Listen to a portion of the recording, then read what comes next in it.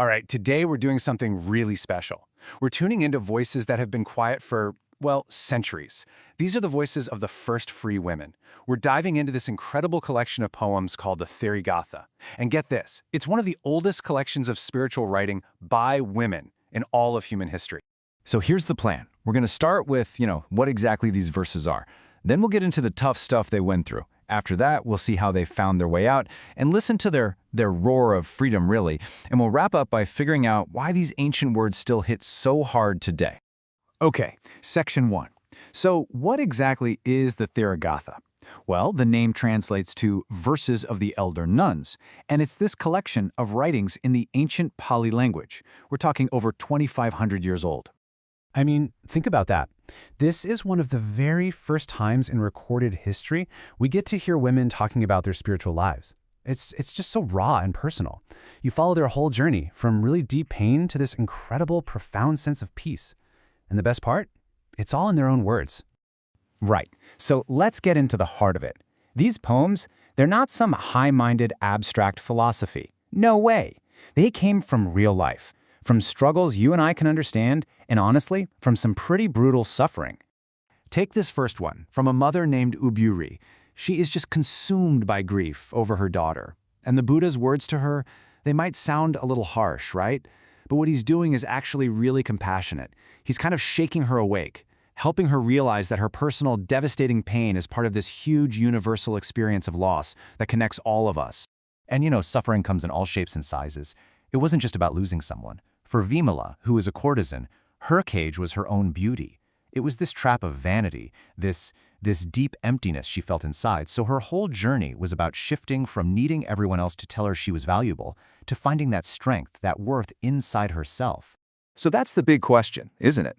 How did these women, stuck in grief, stuck in the role society gave them, stuck in their own heads, how did they actually get out?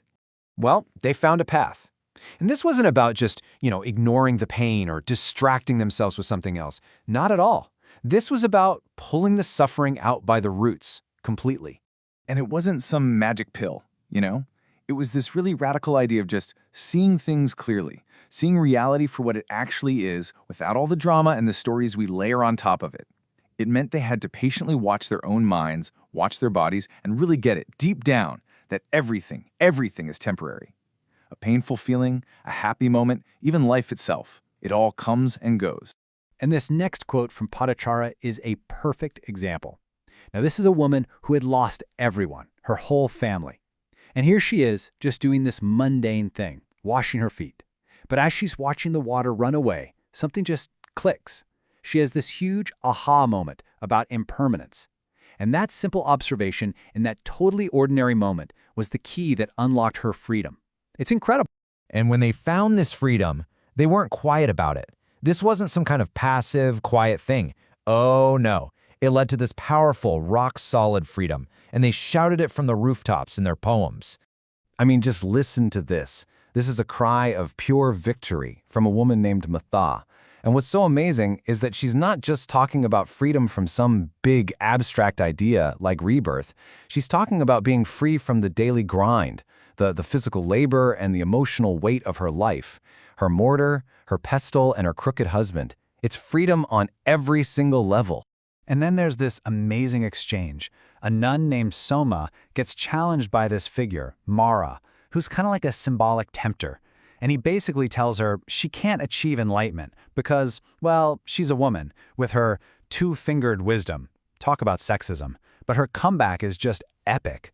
She basically says, what does being a woman have to do with anything when your mind is clear? She's declaring that wisdom has no gender. And then that last line, the mass of darkness is shattered. Wow. So that's what it was all about. That was the goal. To be unbound, unshakable, totally and completely free. Free from the stuff going on inside your head and free from the walls society builds around you. Okay, so this all happened thousands of years ago. Why does it still matter? What's the takeaway for us right now? Because, look, the Therīgāthā isn't just some dusty old book. It's proof.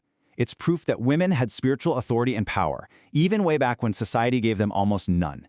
And more than that, it's a guide, a timeless, human-to-human guide for how to deal with suffering using wisdom. And that message, It's just as powerful today as it was 2,500 years ago. So their words really leave us with this one last question to chew on. These women, they broke free from their cages, the cage of grief, the cage of what society told them they had to be, the cage of their own minds. And that just makes you think, doesn't it?